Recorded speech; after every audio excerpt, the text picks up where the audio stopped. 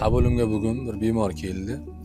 Jinsiy a'zo qo'zg'almasdan turib, sperma tashqariga chiqib ketyapti, deyapti. Men aytdimki, sen kamida 10 yildan ziyod onanizm bilan shug'ullangan bo'lishing kerak dedim.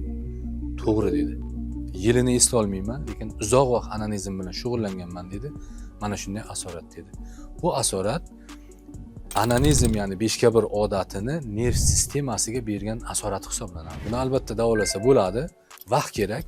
O'sha nevropatologlar bilan birgalikda o'sha mana shu asoratlar, shamollashlar barchasi bartaraf qilinib, bundan keyin sekin-sekinlik bilan jismoniy quvvati, jinsiy quvvatini oshirish ustida ishlaymiz va sekin-sekin bemor uylanadi va uylangandan keyin ham birga individual ishlashda davom etamiz.